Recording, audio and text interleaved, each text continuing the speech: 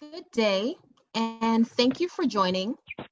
I am Sherilyn Francis, and on behalf of the Morehouse School of Medicine Prevention Research Center, we thank you for joining part one of our Mental Health and Behavioral Health webinar series. Additionally, we invite you to connect with us via social media using the hashtag Mental Health Matters. Thank you so much, Sherilyn. Happy Thursday to everyone and happy Mental Health Awareness Month. I am the director of Morehouse School of Medicine's Prevention Research Center, and we're thrilled that you took time out of your day to talk with us, learn with us, and to really look at how we manage mental and behavioral health in our communities.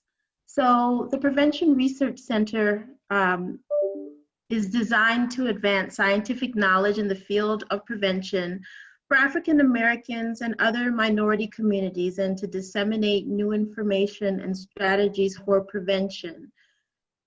Our mission is very intentional. We are aware that for many health issues, African Americans certainly bear the burden of poorer health.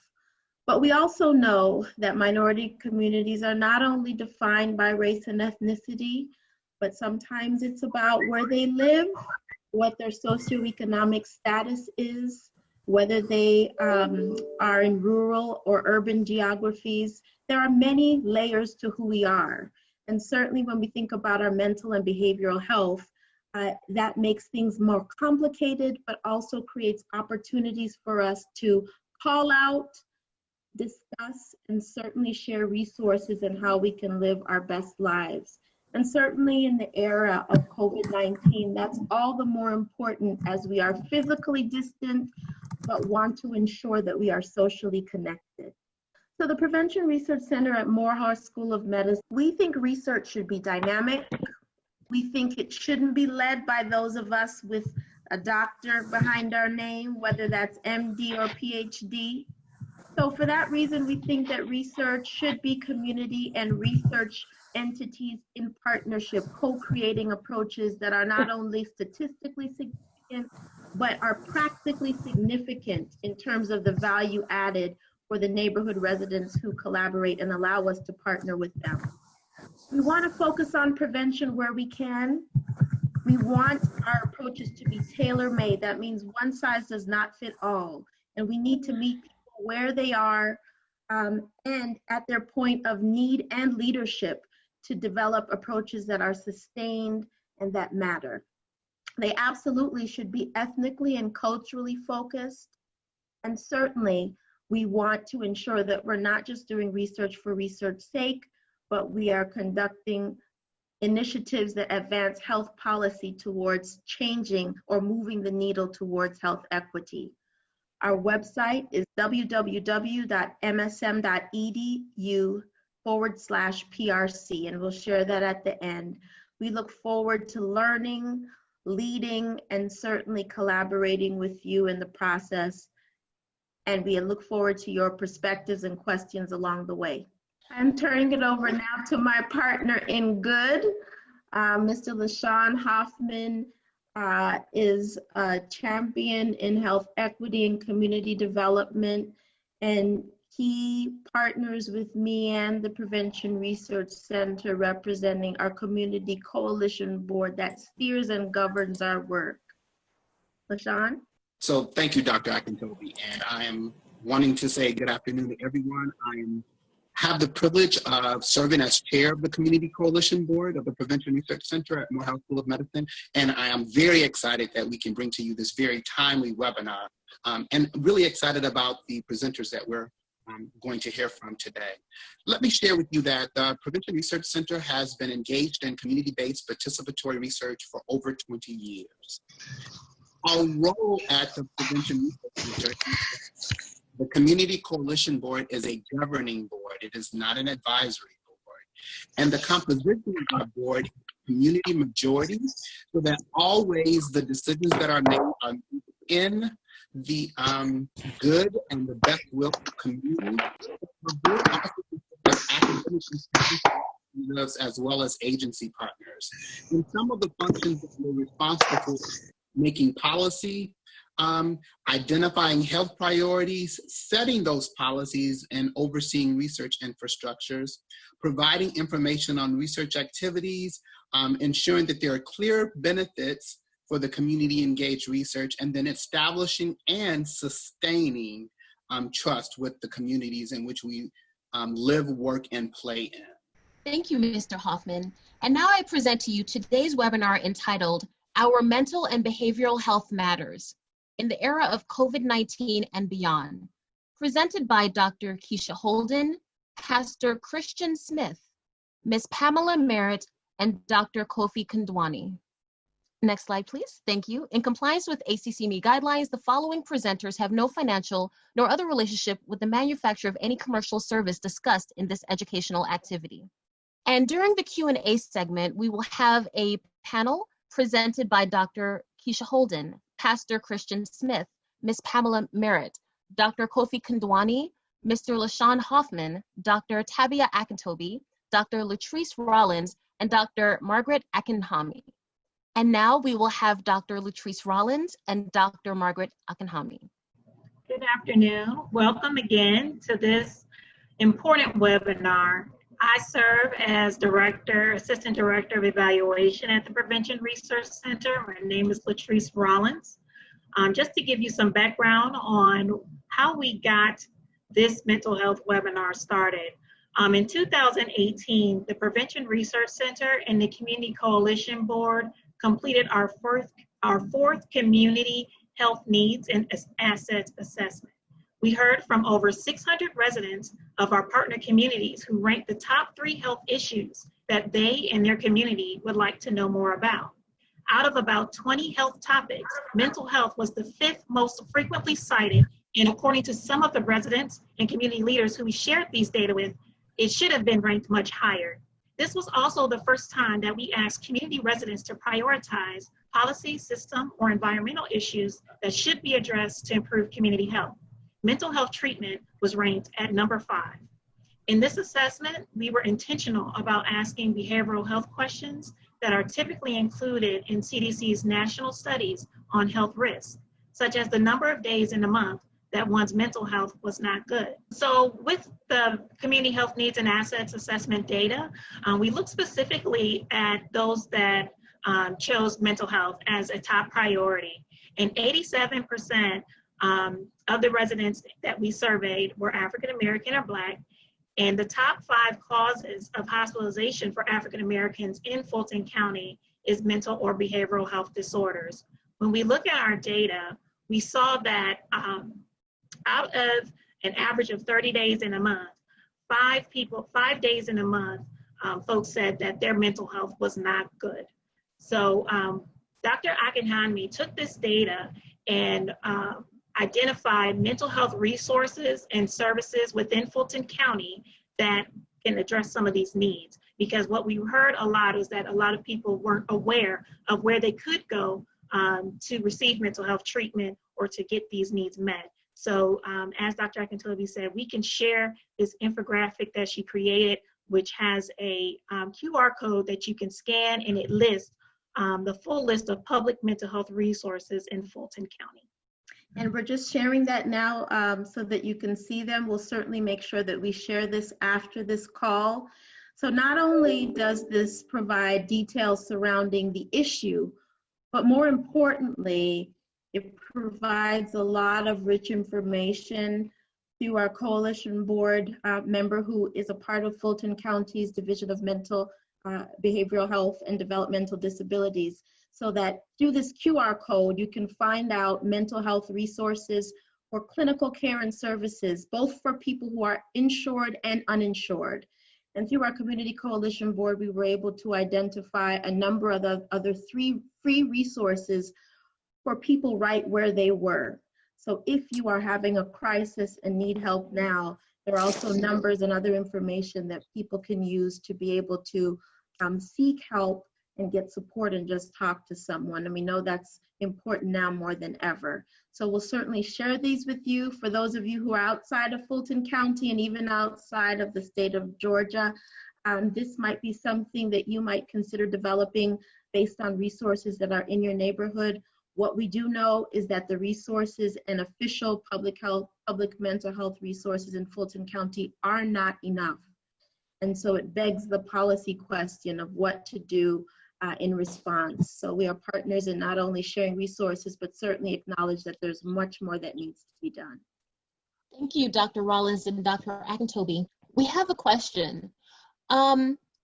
Recognizing that there are limited mental health services and resources within communities of color, how can the persons on this call and community members engage in increasing the availability and the number of resources, mental health specific resources available in communities of color? And this question is open to Dr. Rollins, Dr. Akintobi, and Mr. Hoffman. So, the title of this webinar is Our Mental and Behavioral Health Matters. And I think that there is certainly power in collaboration and synergy. So the Community Health Needs and Assets Assessment that we developed was co-created by communities and represents community voice. And so while it's cute for folks of us in academia and even in our respective leadership roles to say that mental and behavioral health matters, to have community residents share it with us from the places where they live, lead, and often are coping with these challenges, I think is an important place to start in terms of having something brief, not a full report, but even a one-pager that can be shared with our local policy makers to say the community is speaking, and hence a response needs to be developed. So I think community voice, the way that we can do it systematically, but also the way that we can use platforms like this to share resources and the need, is another way that we can help turn the ear of policymakers who should care about the issue. So that's my thought on the issue, and I'm sure others may have perspectives as well. This is Keisha Holden. I just encourage everyone, if you would like, you can go to the Georgia Psychological Association's website or the American Psychological Association's website, and they have a list of resources that are available in your particular community. I think it's set up where you type your zip code, and then they can then kind of navigate you through the various resources that may be available to you. Thank you very much. And that, Dr. Holden, is a phenomenal segue into your presentation. And now, Dr. Akintobi. Great. So we are here because we know that historically communities of color experience unique and considerable challenges in accessing health services, but specifically mental health services. And so with all that we want to launch in this first discussion, we want to reduce stigma, promote self-care, and celebrate resilience. And so I brought a number of my friends, both old and new, with me to share through the lenses where they live, lead, both from the community perspective and otherwise, to share what we should know as we think about our own mental and behavioral health, as well as that of the communities that we serve. Dr. Akintobi, can you say a bit about the work that you did on the infographic on mental health? Just a minute or two as Dr. Holden gets her slides. We get it projected for her, please. Absolutely. So thank you all for having me today.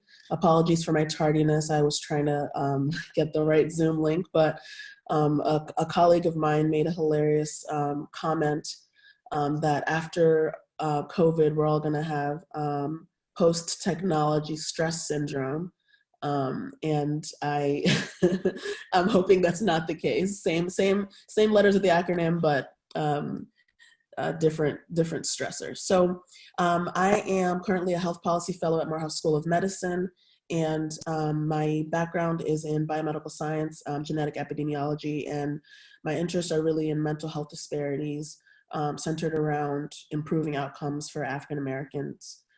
So in my charge as a health policy fellow is to really analyze different policies and programs and see how they contribute to healthcare outcomes for African Americans. So policies can be centered around behavioral health, sexual health, and things of that nature. So I was lucky enough to have a presentation from Dr. Akintobi as a fellow, and really got interested in what the Prevention Research Center at Morehouse School of Medicine is doing. And through that work, I learned about the Community Health Needs Assessment, CHNA squared as it's called. I forget what the second A is.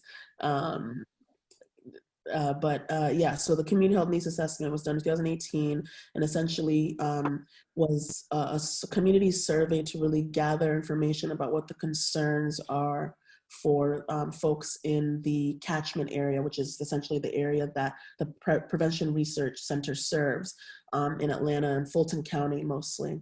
And through that, there's unprecedented results around concerns on mental health and really needing more mental health resources or understanding their access to it at least.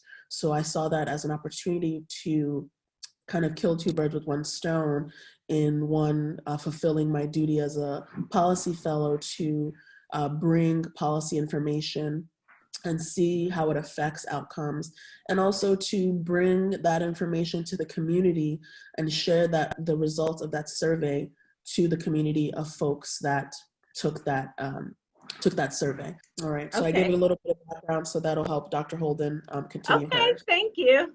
Thank you, everyone. I'm happy that we got that resolved. I first want to start out by just giving a context to how we're looking at health or understanding what it means to be healthy. And the World Health Organization characterized health as a state of complete physical, mental, social being, and with the absence of disease or infirmary. And so I would suggest that we add spiritual to that as well, because definitely we're always trying to balance how to integrate and look at it from a more comprehensive perspective when we think about health overall. And so when mental health and behavioral health are often intertwined, and there are some levels of connection between the two. But when you think about mental health, it's really about how you're thinking and what your thoughts are surrounding your interactions with other people, and the kind of productive activities or lack of productive activities that may happen. But it has a lot to do with overall functioning and being able to cope with different situations that you may be faced with. And that's particularly relevant when we think about us dealing with the COVID pandemic currently. And when it comes to behavioral health, it's more about what a person may be doing, acting on, what their behaviors are, and whether or not they're engaging in healthy behaviors or behaviors that are not so healthy. And so it's really about how a person chooses to, or their behaviors may be centered around certain activities. In some cases, unfortunately, maladaptive behaviors may happen where a person engages in substance use, abuse, or dependence. And it's really an interdependence that we need to look at when it comes to mental and behavioral health.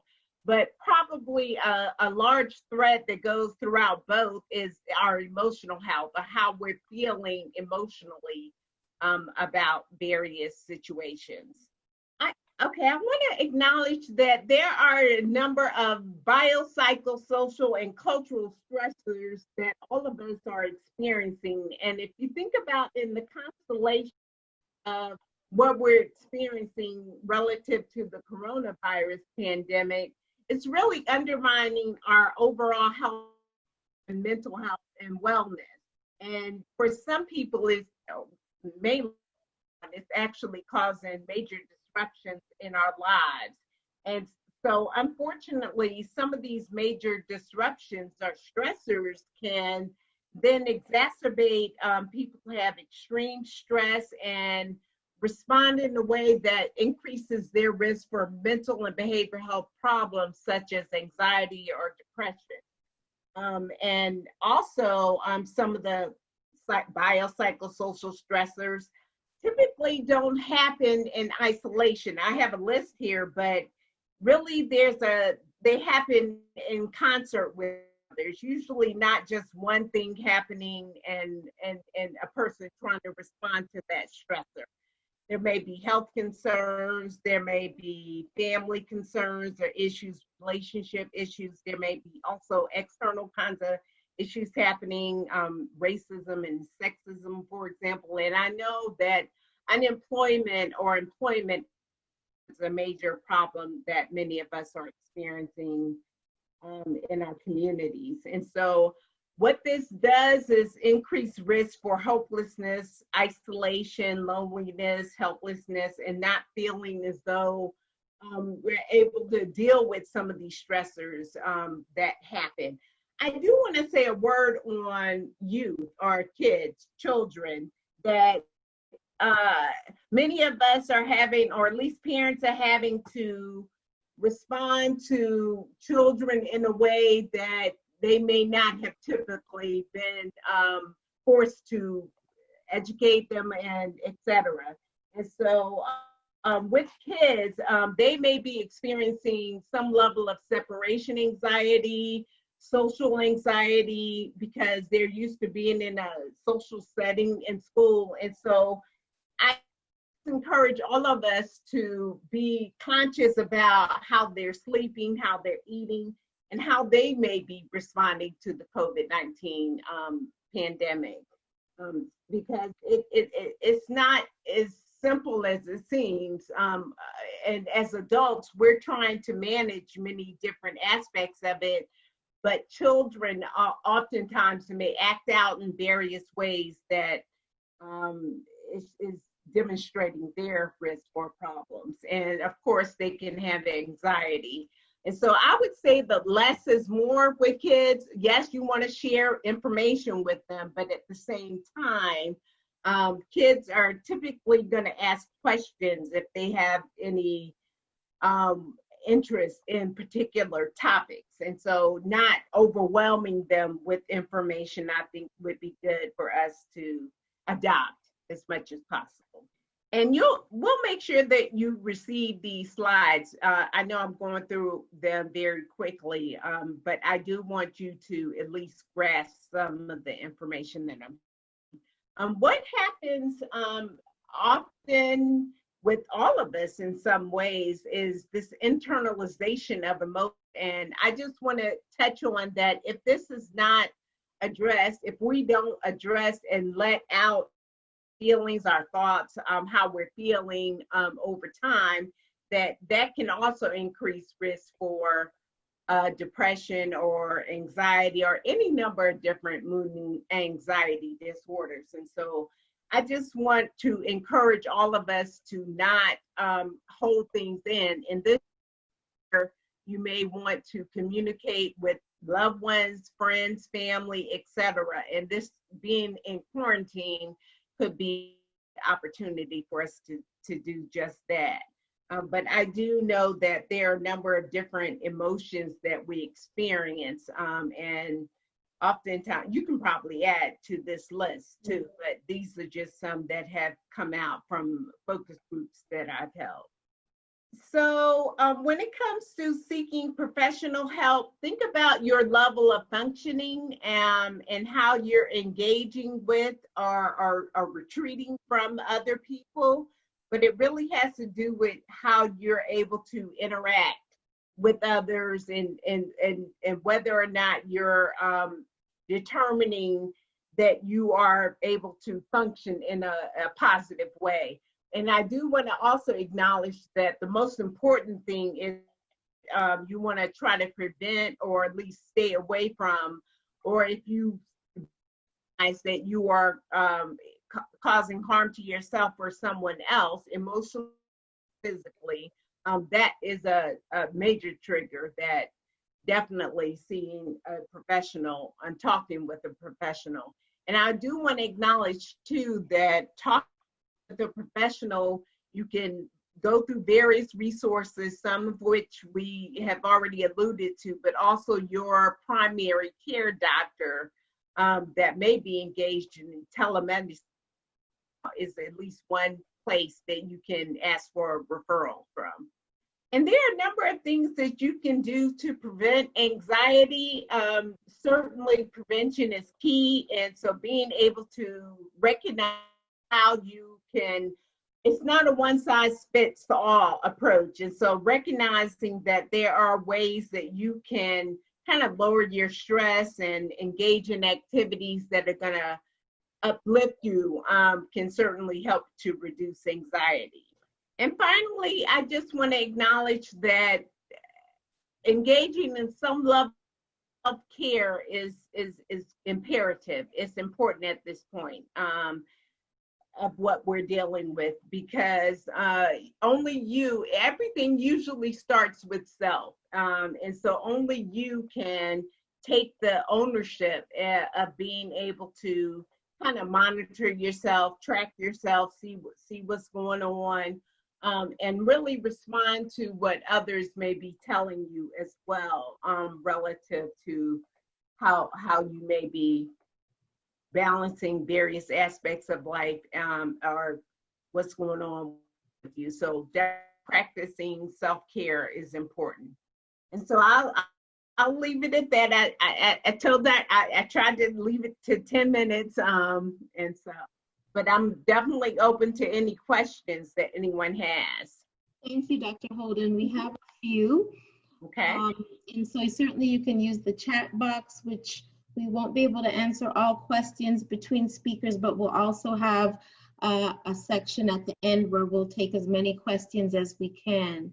So there's one question that has come up, and I think you answered this a bit, but I just want to make sure that we acknowledge it and see if you have anything else you'd like to share. The question is, what coping mechanisms can be implemented for individuals who are used to consistently seeing their mental health counselor, but they can't right now because of sheltering in place or not being physically distant? I would say most therapists, and I'm speaking from experience, I'm in therapy, they will try to provide you with some kind of telehealth or telemedicine, telepsychiatry, telepsychology. And so I would definitely reach out to that therapist. But as I mentioned earlier, you may want to go to some of the websites such as the Georgia Psychological Association, the National Alliance for Mental Illness, NAMI, and there are a number of also other kinds of social support type hotlines that you can also access. Unfortunately, during this time, there has been an uptake or increased number of people who have called domestic violence hotlines, suicide prevention hotlines, child abuse and neglect hotlines. And so that is a resource if needed. But I just want to say that, as I mentioned, the American Psychological Association, Georgia Psychological Association, your primary care doctor and or your current therapist would be a good resource to at least email. Most of them, as far as I know, are pretty open to and responsive to clients and patients at this time, and they understand that it's not as it used to be.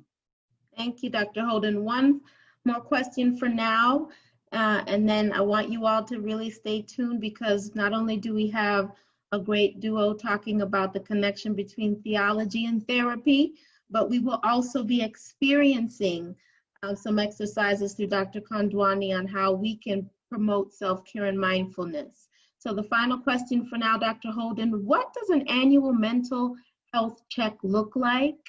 You know, what can one expect, and at what age should someone start to get a mental health checkup? I would say is the age as soon as possible or as early as possible. A lot of mental health problems start to surface during adolescence. And so that's a critical time. If you can imagine, a lot of youth are exploring, trying to understand who they are, their identity. And so definitely that as soon as possible, as early as possible. I don't think that we can go too young. And that's why I had mentioned earlier that we want to at least check in on kids because they may not exhibit issues in the same kind of way that we may. They don't actually. And so being conscious about their sleeping patterns, eating patterns, etc., is important. But on a mental health checklist or screening, they will ask typically if you are, it's more about your functioning, how you're functioning at home, at school, at work. Are there differences in the way you may have used to or typically behaved or interacted with others? That's something that would be addressed or asked about. And also, definitely another part that could or would be indicated or at least assessed is around a person's ability to function in a way with others that is productive and not harmful to yourself or to anyone else. And so there are a number of different screening tools, and you can actually go online to do some assessment just for yourself. There's a readily available one called the Patient Health Questionnaire, PHQ-9. It's 9 simple questions, and it's really about asking about your interests and whether you have shifted your interest and not been able to engage in activities like you used to. It asks questions about your mood and whether or not you're feeling low or sad. There are questions around irritability. And so there are a number of different areas, but definitely it's an emotional, mental, behavioral aspect of questions that are assessed or asked or inquired about. Thank you so much, Dr. Holden. I just want to share with the participants on the call again that there were over 500 registrants for this webinar for today. We have over 240 people on the call, and there were over 250 submitted pre-questions. So again, we won't be able to get to all of the questions, plus the ones that you have in the chat box, but we are committed to ensuring that as many of those questions are answered even following this presentation. I am proud to now transition and to present to you two people that will talk through theology and faith. The first is Pastor Christian Smith, who is the pastor of the Faith Community of Atlanta and curator of the Greatest Commandment Theology. And with him is Miss Pamela Merritt. She's with and the founder of Harmonious Counseling and Wellness. She is a licensed clinical social worker and a certified anger management specialist. Pastor Smith and Miss Merritt, the floor is all yours. Thank you, Mr. Hoffman. It's good to be here. This is a great opportunity. I want to thank Dr. Holden just a moment ago for also incorporating the spirituality aspect into mental, emotional, and behavioral health. Number one, because I think that's important. And then number two, because it justifies my presence here on this panel. I am, as Mr. Hoffman said, I'm a pastor of the Faith Community. And as a pastor, I'm a major advocate of emotional and mental health. Number one, because it's just important. It's important for us to be holistically healthy. And then number two, because Pamela is my wife and she's a mental health expert, so I don't want to be in trouble with her by downplaying the importance of mental and emotional health. So there were a number of ways we thought about approaching this and connecting the barriers that people have between religion and the therapeutic services, because that is something, especially in the Black community and communities of color, that has been a barrier for a while. So the work that we do is to help break down those barriers. And today, in the time that we have, we can't really assess all the barriers. We can't break them down. We can at least provide an introduction into these barriers and talk a little bit about it from that perspective. So we started the faith community a couple of years ago, but prior to that, I started my clothing business 5 years before I started my church. And in my clothing business, in the world, in the age of social media, my phone is very important. I take a lot of pictures, I record a lot of videos. I basically run my business from my phone. There are about 10 to 15 apps on my phone that I'm using to run my business. Today, that's not so difficult because our phones have so much storage. Like our phones have 256 gigs, 512 gigs of storage. But if you can remember, not too long ago, because of how fast technology moves, there were times where we had 16 gigs, 32 gigs on our phones. And if you can relate to this, just say something in the comments. I'm a preacher, so, I always look for feedback. You just have to forgive me. I know this is not church, but I'm going to be a preacher wherever I am. So if you've ever had that experience, Sean, if you can put that slide up on the screen, actually, where you're about to take a photo and you get this message right here, there's not enough available storage to take the photo. And it says you can manage the storage in your settings. And that's got to be one of the worst feelings, where you realize, oh my God, I have so many more things to do with this phone and I'm already running out of storage. No. So you take that opportunity, you go into your storage and start looking through your apps. You start looking through the applications that you have on your phone to say, okay, what can I delete from my phone to free up storage so I can function better with my phone? And you see apps that you've added to your phone and say, no, I use that. I can't get rid of that. And then every now and then you see this app that you've never even seen before. It's like, what is this? I don't even use this application. So you click on that and your plan is to uninstall the application. But the reality is, so some apps you can go in and you can uninstall them. And then some apps, and Sean, you can go ahead. I'm sorry, Mr. Hoffman, you can take that slide down. Forgive me for calling you by your first name. It is absolutely okay. So some apps you can go in and you can uninstall. And then there are some apps that are hardwired into the phone. So your thought is, I don't use this. It doesn't serve any function in my life. So I just want to uninstall it. But the problem is, during the development phase of the phone, the developer decided we're going to hardwire this into the phone. So at best, all you can do is a force stop. You can clear the cache, but you can't uninstall it. And that is how hardwiring works. There are certain things that are hardwired into phones, and there are certain things that are hardwired into us when we're going through our developmental stages. And these concepts that are hardwired into us, especially in the Black church and in communities of color, we have barriers to therapeutic services hardwired into us at using bad theology as a medium.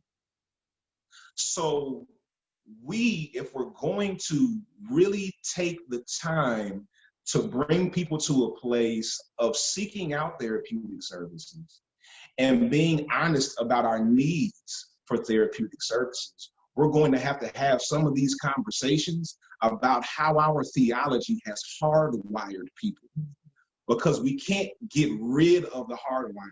It's there. It's going to stay. It's a part of our development. But we can figure out how to navigate recognizing that it's there so that we can function on a higher level.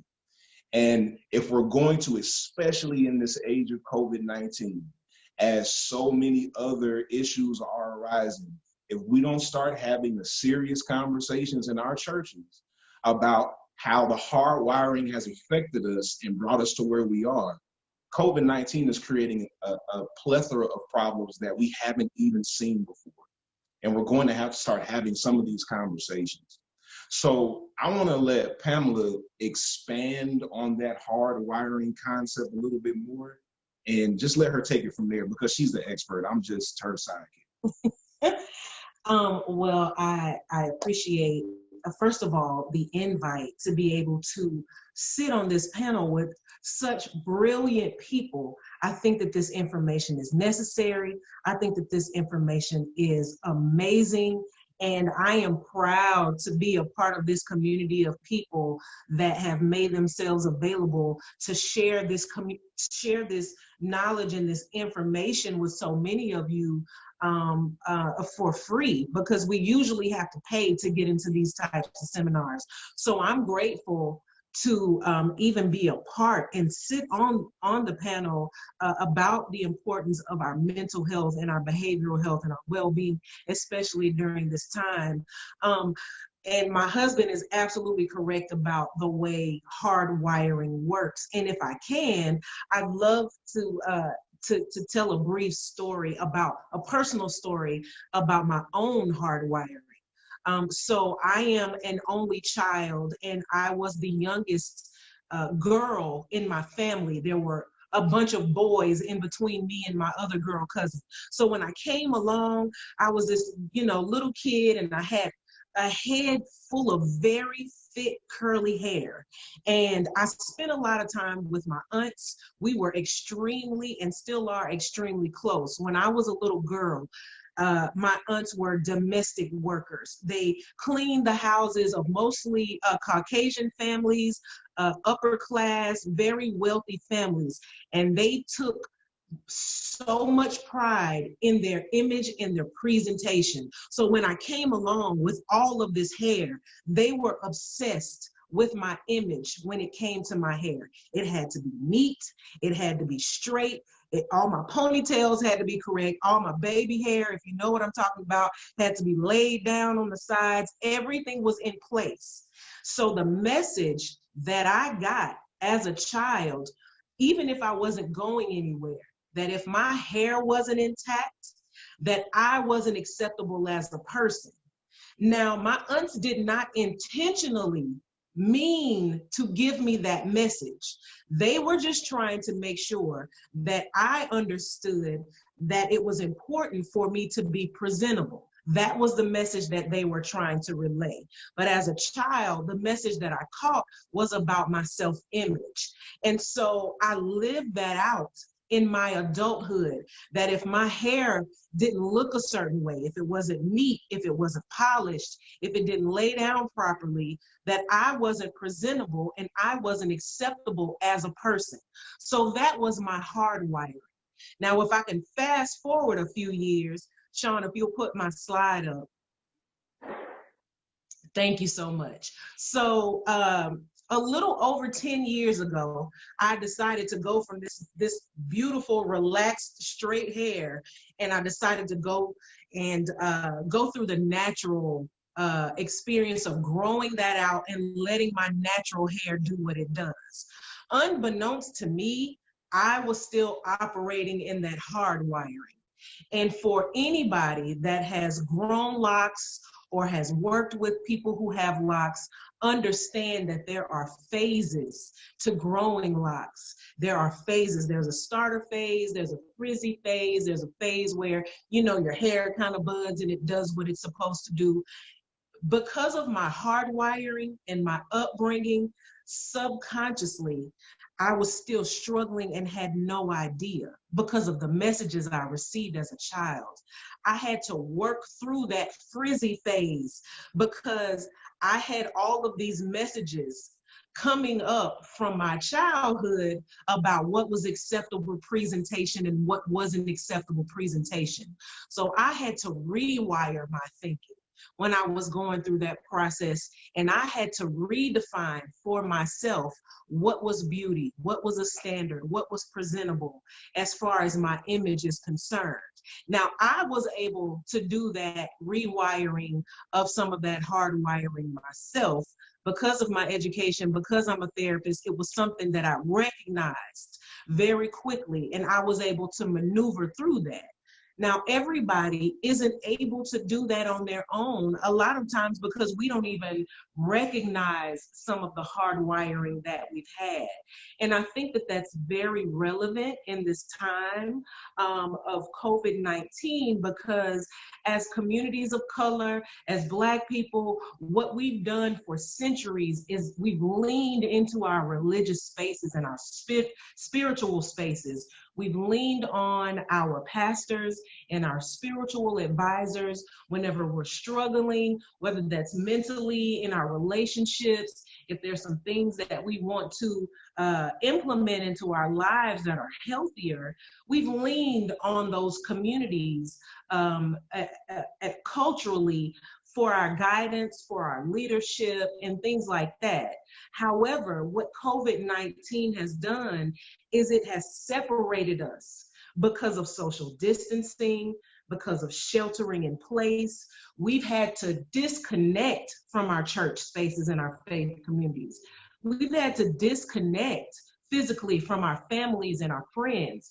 And so what we've been using during these before this time, what we were using our Sunday church gatherings where we got together and we worshiped, or whatever your faith tradition is. We did that from week to week. We would have our Sunday dinners and our other family traditional things that we would do to get together. We would get together with our friends for brunches and dinners and happy hours. And those were the things that kept us motivated. Those were the things that kept us mentally apt and kept us going. Because if there are any mental health professionals or health professionals that are viewing us today, we know how important it is as far as Maslow's hierarchy of needs. We understand the importance of human relationship and how that is a basic need. That need to connect, that need to be in relationship with each other is a basic need for our mental health. And so because we haven't been able to do that for weeks at a time, we are experiencing depression, we are experiencing hopelessness, our self-esteem is going down because a lot of us aren't able to be as productive as we would be if we were able to get out in the community and work and still do the things that we do. That's been minimized, and it's been very limited in order for us to keep ourselves as safe as possible. And we've also experienced things like having family members and friends pass away. There are people that have had friends and family members pass away, and they have had to Zoom funerals. They have had to say goodbye to family members and friends without seeing them physically because it's a safety concern. Having to go to grave sites, not being able to comfort each other, not being able to hold each other is very traumatizing, and it's very disruptive to what we consider a normal grief process. And so what we have to take into consideration in our Black communities and in our other communities of color is because of this situation with COVID-19, we may need to look at some other options in addition to leaning on our spiritual leaders and our pastors. We may need to reevaluate some of the hardwiring, like my husband spoke of, that we've gotten about therapeutic services and behavioral health services. We may need to reconsider that and think seriously about our mental health and the best way to get that attended to and get those things seen about that we aren't able to cope with on our own. Because the truth of the matter is that although our spiritual leaders and our pastors may be gifted in some areas, there are some issues that they just aren't qualified to handle. And so it's very important for us as communities of color to reevaluate some of the stigmas that we have internalized and some of the ways that we've shunned and shamed mental and behavioral health. And I'll add to that. that it requires humility from our spiritual leaders to say, I don't know. Absolutely.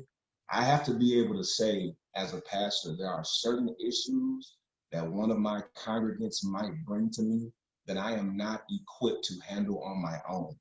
So I need to have someone that I can refer these people out to. And that's important for spiritual leaders because in communities of color, spiritual leaders are so important. They hold such a special office. So if we are not humble enough to say, I don't know, but I do have a professional that specializes in this area that can help you.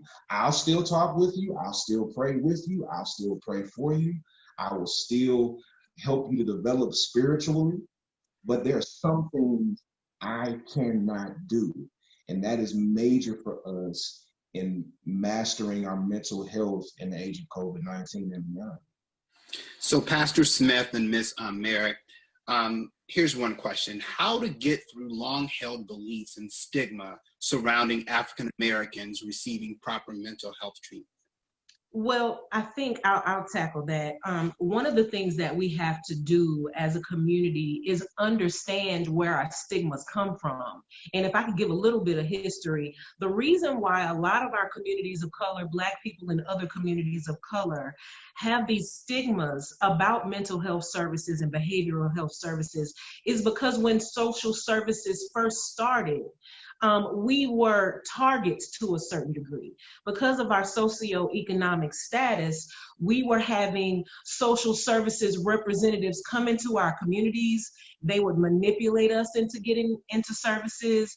There were times when they were culturally incompetent, and so they would come into our communities and our homes and not understand the cultural differences, and they would see situations as unhealthy and toxic and would remove children and people from their families without their consent. And so what we did as a community is we gathered together in order to be safe, in order to stay safe. That is what we did. We rejected that type of assistance because it didn't benefit us. It wasn't sensitive to our cultural needs. And so what has happened over centuries is that we've just created these boundaries around ourselves between us and mental health and behavioral health in order to keep us safe. So it's hardwired. Generational hardwiring. Thank you. So what we have to do is we have to go back and look at those things, and we have to reconsider those things and do some rewiring. Because some of the hardwiring, even though it was based on factual precedented events, it's no longer handled the same way. There are better options. There are more efficient counselors and therapists. There are more culturally competent services. And so we have to go back and reevaluate those stigmas and see how true they are and whether or not they apply to our individual situations so that we can get the help that we need and deserve. So one more question before we move on, and there's a lot of at least amens in the chat, so you should look at that. But how do we communicate effectively with family members when we know that they are struggling with mental and behavioral health? And there's a two-part to that. So that, as well as what is it that we need to be doing as adults and parents that models great mental health for children? So I'll start with the first part of the question. As far as it was, what do we need to be doing as a community? Was that the first part of the question? Communicate effectively with a family member that you know that is struggling. Gotcha. Okay, so I'll take it from both sides. As the person that's struggling, it's important with your family and friends to identify who you can trust with that information. Who has your best interest at heart and who is the most supportive. And you share with them, you're honest with them about what your struggle is, and you're honest about what you need help with. And as the listener, as the family, as the friend, as the support system, it's also important that we ask, how can I help you? How can I be assistance to make sure that I help you stay on the path of being emotionally and physically healthy as you can be? So you talk to those people, and then those people advocate for you. So they will check on you. They will make sure that people don't bug you. They will make sure that you're doing good once or twice throughout the week. And as a person that's dealing with the issue, it's also good for us to check in with our friends. It's good for us to be honest with our family members so that people are aware of what's going on and being honest about needing that support, especially during this time when we can't just get up and go to our friend's house with a group of people and sit around, because it's just not the safest thing to do right now. So honesty is the most important piece of sharing that information. Security and trust is very important when you're sharing what you're dealing with family and friends. And in regards to that second part of the question about what can we as adults do to develop a greater understanding or appreciation, I believe, for therapeutic services, I believe that goes to the difference between what is caught and what is taught. Children learn from what we say to them, what we say around them that wasn't meant for them, and they learn from what we don't talk about. So as I was growing up, therapy was never bashed in my family, but we never talked about it. Right. So it wasn't something that I thought to pursue on my own initially, because I caught that it wasn't important, because we never talked about it. We never had a conversation about anybody in my family going to see a therapist. Whether they did or not, I really don't know. But because we never talked about it, I caught the message that it just wasn't really that important. And then I had to mature in life to understand just how important it is. So what we need to start doing is having intentional conversations with young people about what they're feeling, about how different situations have impacted them, and let them know, hey, I have a therapist, I'm a pastor, and I've actually, LaShawn, you were there one time, I preached, and the way I opened my message was, I was talking to my therapist last week. Because you need to normalize the practice. Right. Because if you don't normalize it, it's like this monster that stays under the bed that you want to stay away from, but you're not even really sure if it's there because nobody's ever talked about it. And if I can add to that just a little, it's also really important that we are honest with our children in an age-appropriate manner.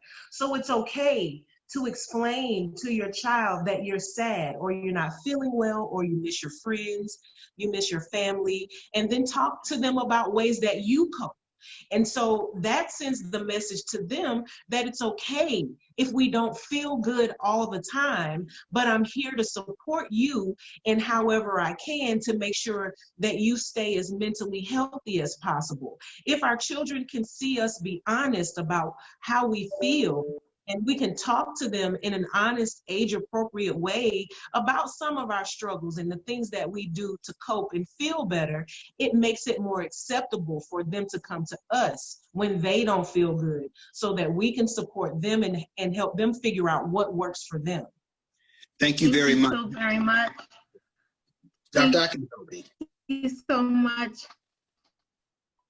Yes, thank you so much, Ms. Merritt and Pastor Smith. Your perspectives are so important as we think about ourselves and the undoing that is necessary in many instances for us to be healthy from the neck up. And so you all brought up a couple of important things that we're trying to emphasize now. We have to call out those things which need to be discussed and certainly bring to bear the perspectives that will help us to live healthier and be great role models for young people as well. So I'm really pleased to introduce Dr. Kofi Kondwani. He is an assistant professor at Morehouse School of Medicine in the Department of Community Health and Preventive Medicine, two of the things that we certainly are trying to promote, community health and prevention. And so he's done quite a bit of work, but much of what he will share and walk us through is the importance of mindfulness and meditation right where we are. And so I'm going to ask him to share, and hopefully we'll also get some tools that we can use today. After he shares and leads us through an experience, we're going to open up the floor for lots more questions, both ones that came before and in the chat box. But we're really thrilled to have Dr. Kondwani to walk us through mindfulness. Thank you, Dr. Akintobi, and all the other presenters. This has really been an excellent panel because it's come from both science and it's come from spirituality. That makes a difference when we can see each other's side of living and understanding. My presentation is in 3 sections. One is me talking with you and explaining the process of going within. The second part is we actually go within. You don't have to go anywhere to experience peace and quietness. When you start looking outside of yourself, that's when you're not going to find it. You have to look within. Whatever you put your attention on will grow in your life. If you put your attention on being a doctor, a preacher, a journalist, a judge, that grows in your life. But unfortunately, it works the other way too. If you put it on being a prostitute or a pimp or a drug addict, that grows in your life too. So what I have been doing is helping people to understand how to very simply turn your attention inward to yourself. That's free. You don't have, we've already been hardwired to be able to have that experience. But we have to consciously decide to do so. And this is what I call consciously resting, where you can turn your attention inward, where your heart slows down, your breathing slows down. There's changes in your skin resistance. There's changes in blood chemistry. There's changes in brain waves, all because you slowed down. And there's a way to slow down that's different from what we normally do. I mean, we've been sitting for an hour now, but has your breathing slowed down? No, because you're still doing things intellectually. So the second part of my presentation is going to allow us to use a very simple technique to settle our own mind and body down. And the simplicity is an indication to you that it's already within us. Peace is within all of us.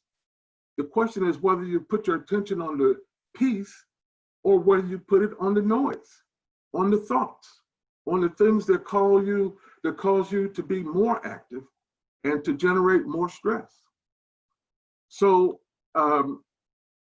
if I will be able to bring my slide up, I tell you what, I won't even use the slide because we wasn't born needing slides. So the process is simple. There's 2 things you need: a sound and how to use the sound. That's it.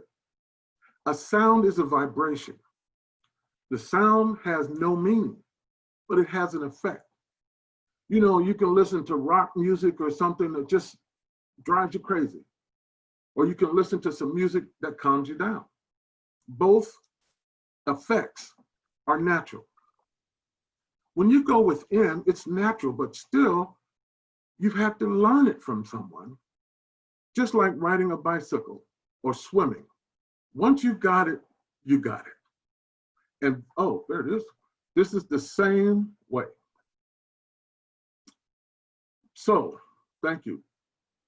First slide, please, is to let you know that I have a business, spending some of my time helping people to learn, or helping groups to learn how to quiet down. You may call it a business, but it really is not doing what I wanted to do. So you have 2 ways your mind operates and 2 ways that your body operates. Your mind can either be conscious and unaware, or aware of what's going on around you, or unconscious. You're unaware. You don't know. Okay? Your body also has two modes to operate. You have an active body and you have a resting body, okay? So if your mind is unconscious and your body is resting, you're sleeping. If your mind is conscious and your body is active, you're awake like you are now. If it's unconscious and resting, you're asleep. If your mind is unconscious and your body is active, you're dreaming. Okay, you know, if you eat a big pizza just before you go to bed at night with hot sauce and pepperonis or whatever, you're gonna have lots of dreams because your body is actively digesting the food. The body's active, the mind's gonna be active. Now, when your mind is conscious and the body is at rest, that's a different state of consciousness. That's consciously resting. We can all do that. It's simple, it's natural, it's effortless until you're not doing anything. You just set up the condition and go with it. Simple, the sound and how you use it. You have the sound and you put your awareness on the sound settles down to get quiet and quieter until the sound disappears. Now you have the source of your thinking. Because we're not our thoughts. Our thoughts come and go every day. We're not the thoughts we had yesterday. We're not the thoughts we had a moment ago. We're not our body. You can lose an arm, a leg, a heart, a lung, and it's still you. So there's a part of you that's not thinking, that's not your body. And that's that silence that's deep within you. And if you could access that, it has an influence on your body. It helps the body heal and purify. It lowers the blood pressure. It lowers the heart rate. It lowers other parameters.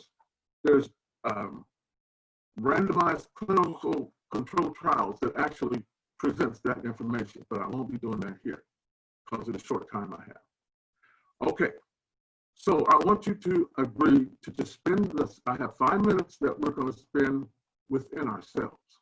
I don't want your attention. I want you to turn your attention inward. We'll just do that for 5 minutes, and then I'll ask you to open your eyes, and then we will go back to our discussions and wait. If you want to put your phone where the video is not on, that's fine. We'll just sit here and follow these very simple directions. I've taught kindergartens and schools, and I've taught elders and prisoners and all of that. So there's nothing to say that you cannot do this yourself, unless you choose not to. So I want everyone to sit comfortable. And even if you find another chair, but I want you to be able to hear my voice. So everyone sit comfortably. You all can hear me, right? Okay. So everyone just sit comfortably, sit easily, and just close your eyes.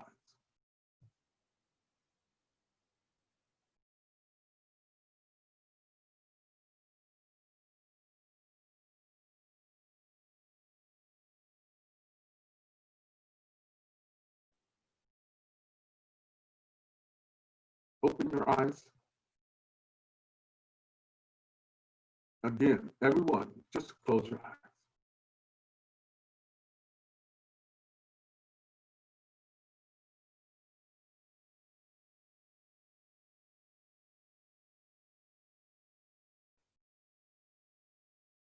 Open your eyes. When you close your eyes, naturally you feel some quietness, some silence, and you have thoughts. But you notice how easily thoughts come? This is how easily I want you to think the sound that we'll use in this consciously resting practice. The sound we're going to use is shireen. So everyone quietly whispers shireen. Okay? Again, shireen. More quietly, shireen. Now, mentally, without moving tongue or lips, continue to think the sound as easily and effortlessly as you think any other thought. Now this time, when you close your eyes, I want you to wait for about a half a minute and then begin to think the sound as easily and effortlessly as you think any other thought. And we'll continue for just a few minutes. All right, let's close our eyes.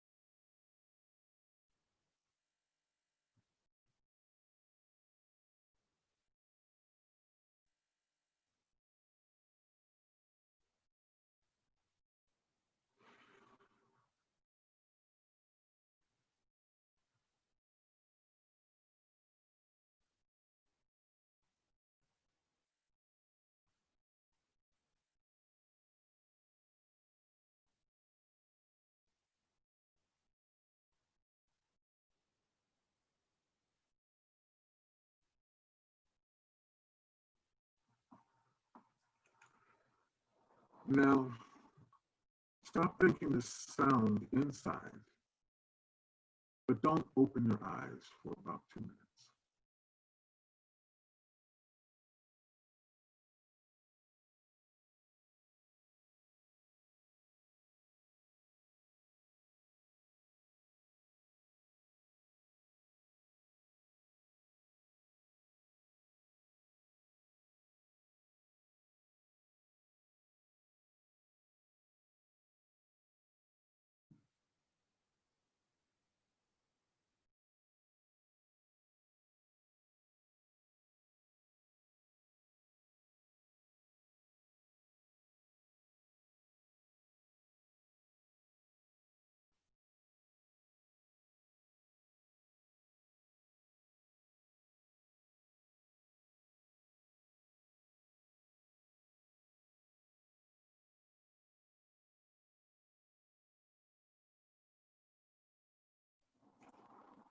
Now, slowly open your eyes.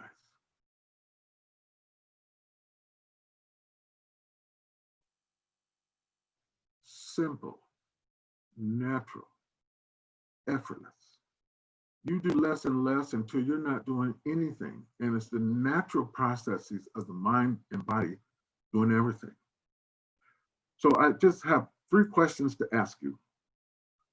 And the first question is just with the reaction and to raise your hand, or there's an up and a down. Did anyone notice their breathing changing? Yes or no? You can do. Okay, I don't know if it gives us a number somewhere, Charlene, but it should be just the comment there. The other question is, did anyone notice their heart rate slowing down?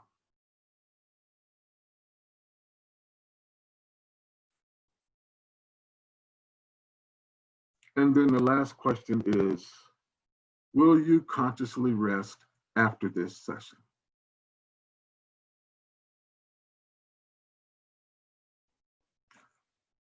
Okay, so we can open it up to questions. Thank you so much, Dr. Kondwani. We always want to talk about the issue, but give people tools that they can use, not later, only later, but even right now. So I want us, and I'll tag team with my partner in good, LaShawn, to open up the floor for a question or two, first for Dr. Kondwani on his talk and exercise and next steps related to mindfulness and meditation. We have a few thank yous in the chat box saying how wonderful that was. Any questions or comments specifically for Dr. Kondwani while we scan the chat box? And Sherilyn, you can help us as we look at the chat and then also consider opening up the line for a question or two. Yes, we do have a question for Dr. Kondwani. Dr. Kondwani, what is the best way to initiate meditation in a life that may be overly scheduled or heavily booked? So how do you initiate meditation? Well, you look at the best time and you try different times until you find one that fits. There's people that come home from work and just go into the garage and stay in their car and meditate. There's people that will take a break at work and just be still, close the door if you have one. You can meditate anywhere. There's people that go to the restroom and do their meditation. You can meditate anywhere. You can close your eyes and go within. So you get it in where you fit it in. And it doesn't have to be a 20-minute long meditation, as you can see. That was about 5 minutes. So you can find 5 minutes here and there and settle everything down, maybe before you get into something that you know is going to cause you to flare up, or and be prepared for it. Dr. Kofi, one of the questions asks, how do you deal with anxiety and shame during these times? Anxiety because we cannot do anything, and shame because of loss of job, while others are able to keep theirs. Mm-hmm. When you settle down to the deepest level of the mind, there's no thoughts at all. So there's no thoughts about problems, no thoughts about pain, there's no thoughts at all.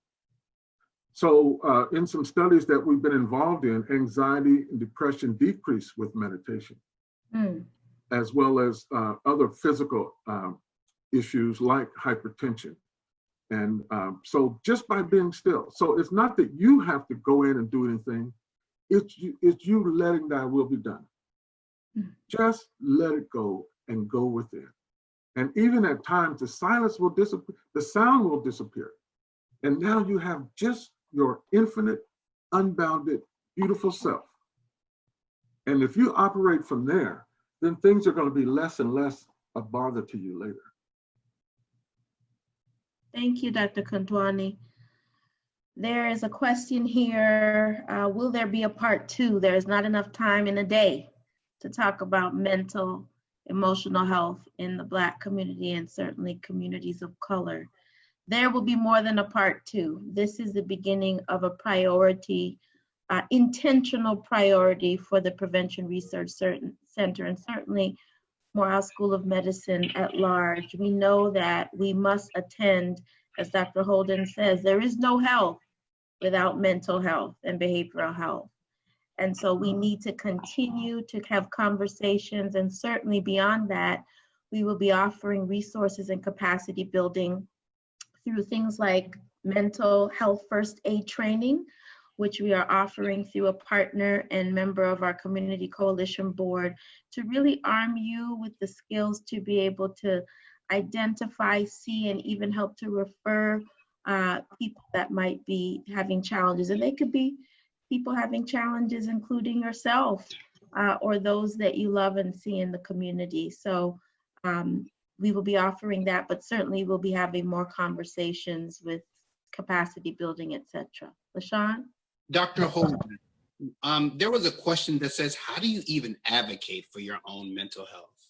Okay, I would say that it starts, as Dr. Kofi mentioned, it starts with self. So you have to get centered and be able to release or let go of a lot of the external factors that could impact you. And so being able to have a locus of what we call a locus of control that's internal versus external, that's the way that you can build yourself up to be able to really show resilience and connect with people who are a part of your support system or support unit in a way that you take in being able to identify what the problem may be and be willing to ask for help. That's a big part of it, being open and willing to welcome others to be able to support you in a way that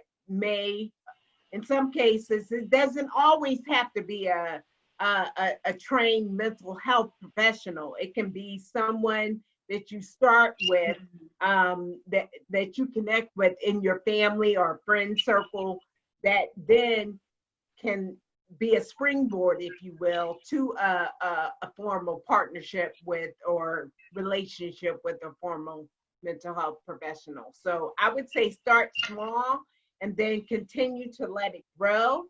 But just recognizing and being in tune with yourself is kind of the first step, and being aware and monitoring yourself in a way that you recognize, yes, I need to be an advocate for myself, and I can be an advocate for myself. Thank you for that. Mm-hmm. May I ask a question of Dr. Kondwani? Please. Thank you for your presentation. Thank you for your exercise.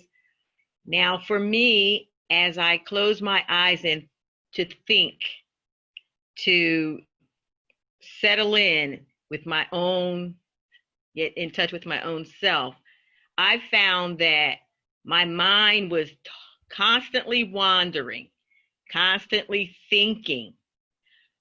I believe that in order for us to help others, we have to be able to have more of this exercise so that we can understand how to settle our own thoughts. I think it's a practice. It's a skill that has to be shared so that people can settle down. I mean, my life is pretty much at peace, but as I saw that my mind was constantly going, so there has to be some techniques that can be rendered in order for us to be able to help others. Because even in our communities, your life could be great, but in some areas, how do we get that across? And sometimes you say, well, just do this, just do that. But unless you have to take it incrementally, because people may not be where you are, and how do you be able to teach this or share this? Okay, let me answer your question. First of all, what I call what I do is not an exercise, it's an inner size. Okay, when you're exercising, you're going out. When you're going within, it's an inner size, it's different. But it doesn't matter how many thoughts you have. What matters is when you become aware that you're not thinking the sound, you go back to the sound. That's all you can do. You didn't try to start thinking thoughts. They just came. Right. Come back to the sound. Let the sound take you to those deeper levels of the mind. Thank you. You're welcome. There are so many comments and questions. We knew we would not be able to get to them all, but this session will be, well, it is being recorded, and so will the chat, Sherilyn. Will we be able, the presenters, all of us will be able to get the chat so we can follow up and respond to these questions? I can answer that, yes. Yeah. So I just have I have one question for the panel, and LaShawn, if you see another one that you think we should close with before we wrap up, let's do so. So from what I've heard, and I know we're going to be digging deeper over time in this, is that not only is our mental health, which is the state of our mental well-being, and our behavioral health, what we do with that, connected. But, and this is for both Pastor and his wife, as well as Dr. Kofi, Dr. Keisha, and LaShawn. Besides how we're doing, can there be events like the one that we're in that can justify sometimes why we may not feel well? Is it okay not to feel well, and can things outside of our control contribute to that? And is that okay? I would say yes. That's okay, and it's inevitable. That's kind of what stress is. It's going to happen, whether we recognize it readily or not. But as I mentioned earlier, being in tune with yourself and tracking, monitoring and yourself, and being able to respond to different stressors that come in various ways is key, because it's going to happen. It's okay. It's okay. The key is also not to allow external factors to derail you to a point where you start engaging in behaviors that are not good for you, whether it be overeating, whether it be drinking too much, whether it be using illicit drugs, etc. So just knowing and understanding that it will be okay. This too shall, I would say, it's good for us to recognize, because during this time, unfortunately, there may be a number of different unresolved traumas that are triggered that we have to face or deal with, and unexpected ones that we may not always be attentive to, but it doesn't change that it is important for us to recognize. So I would say yes. I agree, Dr. Holden. Yeah. I think one of the first things that my therapist asks when I'm in my sessions is, where am I at on this scale, right?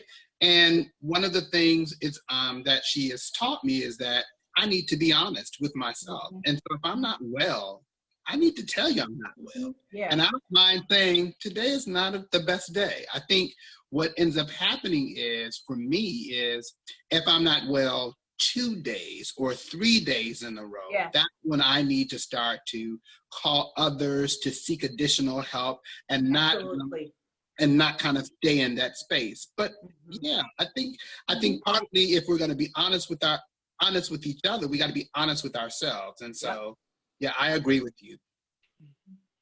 I'm in total agreement also with Dr. Holden and LaShawn Hoffman about the fact that it's okay to not be well. This situation is unprecedented. COVID-19 is unprecedented. For the majority of us, we haven't ever lived in a time like this. So in a time where we have people that are losing jobs, they're losing friends, they're losing family, they are missing out on plans that they had set up. And even though we may think that some of those plans and parties and trips are trivial, we don't know the sacrifices that people made in order to make those plans happen. And so because we're in this situation, it is absolutely okay not to be okay. It's absolutely okay to admit that you feel helpless and out of control, because this isn't a controlled situation. It's very uncertain. We don't have an end date for it. We don't have a vaccine that's not harmful for it yet. So we're going to experience some emotions that we've never experienced before. And like Dr. Holden said, because we have all of this time, there are going to be some things that might get triggered, that might come up, that we've been able to busy ourselves away from. And because we aren't as busy presently, those things come up and we don't necessarily know how to cope with them, how to think about them, how to process those things. And in agreement with those who previously gave their answers, when it turns into that prolonged feeling of not feeling good for consecutive days in a row, at that point, it's time to reach out to some people and lean on your support systems and figure out ways that you can get your issues, you can bring attention to your issues and what you need in order to be healthy. It's important to do that, but it's absolutely imperative to be honest with yourself, with your support system. As a therapist, I check in with my clients. When I go see my therapist, she checks in with me and she asks me, so tell me where you are today. And that's a big good thing that we can actually take and start using it with each other instead of just assuming that everybody's all good. Pastor Smith, how does faith play a point in this? I mean, come on, some of us have been taught that if we pray about it, we just got to have faith and we leave it there. But sometimes is prayer enough? Oh yeah, prayer is always enough. The challenge is, are you listening to how God responds when you pray? Because when we pray, God gives us answers every time. God, it's either yes or it's no. God makes provision or he shows us how to live without the thing we've been asking for. And for a long time, we've been praying for God to help us with some of these mental, emotional, and behavioral issues. And God is saying, yes, I have gifted professionals in the earth whose job it is to help you work through this. Go and seek out that help. But we have these other voices in our theological spaces who are saying, no, you don't need me, you just need Jesus. When in fact, Jesus is saying, go see your therapist. I've got two short points for that in terms of meditation. When you think of praying, you're thinking of talking with God, but meditation is listening. Yeah. You have to have both in order to have a conversation. You can't just talk. You've got to listen. So that's what that exercise will do for you. And the last thing I want to say is stress itself was determined by this doctor named Hans Selye. But he called it stress, and he put the antidote in the name, which is rest. So you get stress on you by doing stuff, you get stress off of you by resting. So that's why rest is very important. I want to thank everyone who took the time to be on this important conversation. I want to thank all of the panelists for also making the time to share the spaces, both personal and professional, that really come to bear on this issue. This is the beginning. Our intention is to reduce stigma, to promote self-care, and to celebrate resilience. A few things that I think may resonate for all of us is the importance of being still, taking time to consider ourselves through self-care, but also knowing that there are resources there to help us, but that isolation